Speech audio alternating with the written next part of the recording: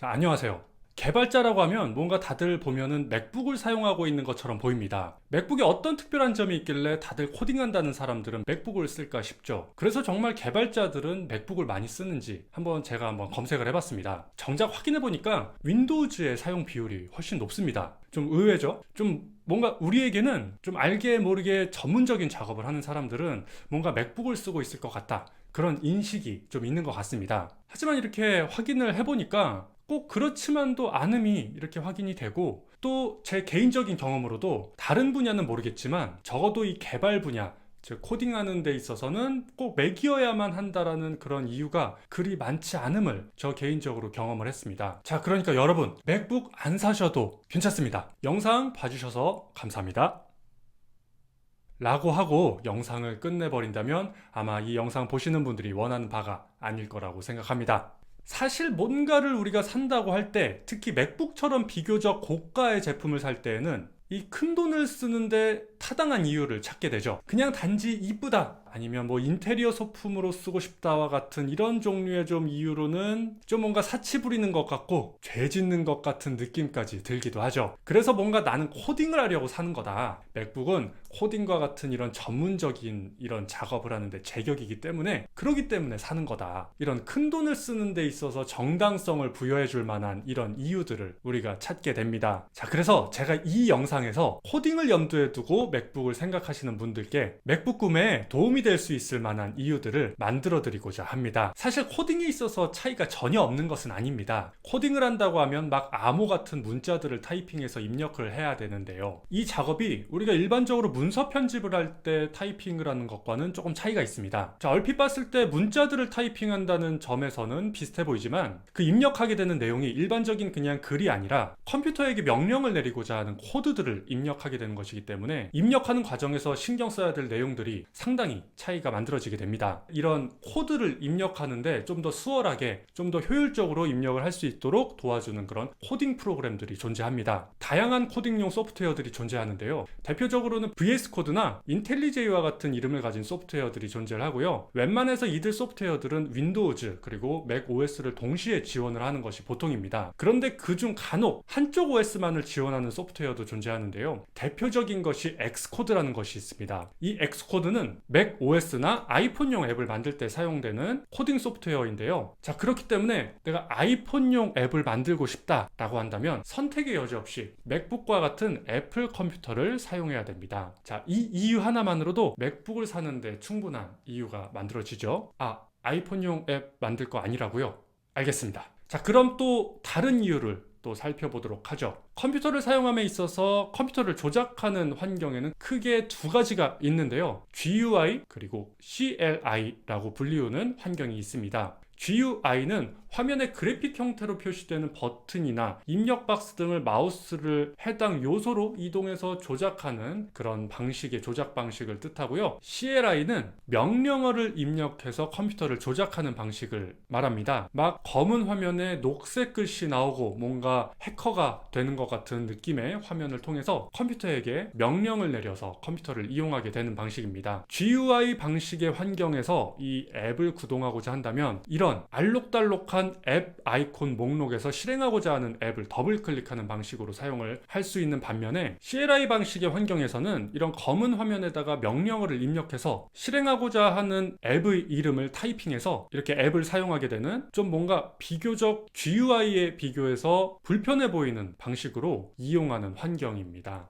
이 CLI 환경은 얼핏 보면 너무 어렵고 불편해 보이지만 사용 방법을 안다면 컴퓨터를 훨씬 더 편리하게 쓸 수가 있습니다. 특히 코딩을 할 때는 명령어를 입력해서 컴퓨터를 조작하는 방식으로 사용하는 일이 많은데요. 이 명령어 입력 환경에도 종류가 다양합니다. 맥 OS의 입력 환경은 좀 보다 코딩에 더 보편적인 종류의 환경이 기본적으로 준비되어 있는 반면에, 윈도우즈의 경우는 그렇지 않은 환경이 기본적으로 준비되어 있습니다. 제가 쉽게 표현해서 코딩의 보편적인 종류라고 표현을 했는데요. 자, 이것은 유닉스 혹은 유닉스-like라고 불리우는 이 종류의 OS를 의미하는데, 맥 OS가 유닉스로부터 파생된 OS이고 많은 코딩 관련 소프트웨어들이 이 유닉스 혹은 유닉스-like 기반에서 작동되도록 이루어져 있습니다. 하지만 사실 요즘 가상화 기술은 상당히 발전했고 무엇보다 마이크로소프트는 수년 전부터 친 리눅스 정책을 펼치고 있습니다. 그런 점에서 윈도우즈에서도 도커나 윈도우즈 서브 시스템 for 리눅스 WSL과 같은 이런 다양한 방법들로 코딩에 더 친화적인 이 유닉스 혹은 유닉스-like 기반의 작업을 할 수 있는 환경을 별도로 준비해서 윈도우즈에서도 사용할 수 있습니다. 하지만 이게 맥 OS에서는 그냥 기본적으로 제공되는 그런 환경임에 반해 윈도우즈에서는 사용자가 직접 손수 준비해야 된다는 그런 번거로운 점이 있죠. 이런 점이 차이점이라고 한다면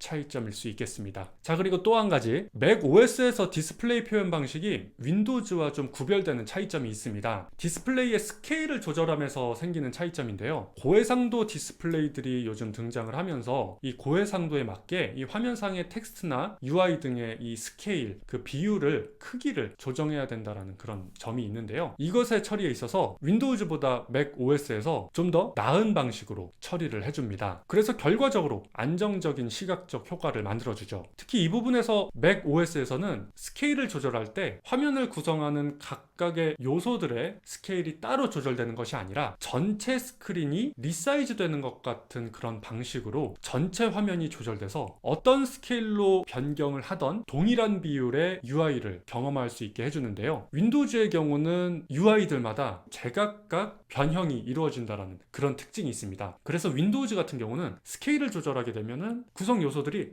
약간씩 벌어지거나 차이가 생기게 됩니다. 사실 이런 특징은 컴퓨터를 사용함에 있어서 뭐 어마어마하게 불편한 점이다 라고 이야기할 수는 없지만, 또 그리고 이런 점은 코딩과도 물론 직접적으로 관련은 없지만 매일 그리고 하루 중 눈 뜨고 있는 대부분의 시간을 컴퓨터를 이용하고 있는 입장에서 생각해 보자면 이런 미묘한 작은 느낌들이 누적돼서 좋은 경험이 될 수 있는 부분이라고 생각합니다. 왠지 이런 점 때문인지 저는 개인적으로 이용자 측면에서 윈도우즈를 구동하는 컴퓨터를 사용할 때는 이게 여러 가지 부품들로 이루어진 전문적인 기계를 사용하고 있다는 느낌을 받는 반면에 애플 컴퓨터는 그냥 하나의 전자제품을 이용하고 있다는 그런 느낌을 받습니다. 아무래도 이런 미세한 점이 충분히 맥북을 선택하는 이유가 될 수 있다고 생각합니다. 자, 그리고 또 한 가지, 이 부분은 굳이 제가 이야기를 안 해도 이미 많은 분들께서 이야기해 주시는 부분인데요. 애플 제품을 사용하는 분들이라면 익히 아시겠지만 기기 간의 작업 공유가 용이하다라는 점이 있죠. 자, 이렇게 물리적으로 분리된 각각의 기기에서 클립보드가 이렇게 공유되게 할 수도 있고요. 하나의 조작 도구, 뭐 하나의 마우스를 가지고 물리적으로 분리되어 있는 이 컴퓨터 간에 마우스를 넘나들면서 조작 도구 하나로 여러 가지 디바이스를 사용할 수 있다는 이런 여러 가지 편리한 점이 있습니다. 자, 보면요, 이렇게 아이패드에서 이렇게 캡처한 그림을 클립보드에다가 복사를 해놓고 다른 기기인 이런 아이폰에서 붙여넣을 수가 있다라는 겁니다. 뭐 이런 특징은 코딩뿐만 아니라 어떤 작업을 하던 이런 것이 가능하다라는 건 편리한 점이죠. 또 저 같은 경우는 맥민이랑 맥북을 사용하는데 이 물리적으로 분리가 되어 있는 이 두 개 컴퓨터를 마우스 하나를 가지고 이렇게 화면을 넘나들면서 이렇게 사용할 수 있다라는 점은 굉장히 저한테 있어서는 편리한 부분입니다. 물론 뭐 이런 기능 역시 윈도우즈에서도 사용하려면 사용할 수 있겠지만 이 사용에 있어서 이 사용자 측면에서의 경험상 제 개인적으로는 맥 OS에서 좀 더 편리함을 느꼈습니다. 자, 그리고 또 한 가지, 통계적으로는 많은 비율의 개발자들이 윈도우를 사용한다고 하지만 또 보면 우리가 접하는 강의와 같은 컨텐츠들 중 상당 부분은 맥 OS를 기준으로 제작된 것을 많이 볼 수가 있습니다. 아무래도 이런 경우에는 강의에서 진행하는 환경과 내 컴퓨터에서의 환경이 같아야 아무래도 학습에서 수월한 점이 있겠죠. 제가 처음 접한 맥은 2010년도 맥북 에어 모델이었습니다. 저는 여행을 좋아하는데요. 저는 서울에 살고 있음과 동시에 윈도우즈 세상에서 살고 있었다고 봐도 무리가 아닐 정도로 하루에 컴퓨터 모니터를 보면서 보내는 시간이 대부분을 차지했습니다. 그래서 저는 다양한 OS들을 좀 가상 머신에 설치해서 사용해보는 것을 즐겼습니다. 이 과정에서 이 다양한 OS들을 이용해보면서 이 차이점에서 경험하는 느낌은 마치 외국을 다녀보면서 경험하는 이국적인 느낌과도 비슷했습니다. 맥 OS도 궁금하긴 했었는데 이건 다른 OS들과 다르게 물리적인 맥북이라고 하는 컴퓨터와 함께 따라다니는 OS였기도 했고 가상 머신으로 돌리기는 어려운 상황이었죠. 그리고 무엇보다 이 컴퓨터가 얇고 좀 예쁜 예쁜 모습이었다는 점도 제가 이 써보고 싶다라는 생각을 가지는데 한몫했습니다. 딱히 이 맥북으로 무엇을 해야겠다라고 하는 그런 합리적인 이유는 없었습니다. 그냥 이쁘게 생겼고 맥을 안 써봤기 때문에 그냥 한번 써보고 싶다 정도가 저의 첫 구매 이유였습니다. 그래서 결국 구매하고 이 맥 OS에 익숙하지 않음에 저는 윈도우즈를 설치를 했죠. 이 맥OS에 익숙해지는 데는 상당히 긴 시간이 필요했지만 이 좋은 휴대성 덕분에 저는 뭐 공간과 시간을 초월해서 어디서나 작업을 할 수 있게 해줬죠. 그래서 이 맥북은 저의 디지털 노마드 생활에 시작을 열어줬던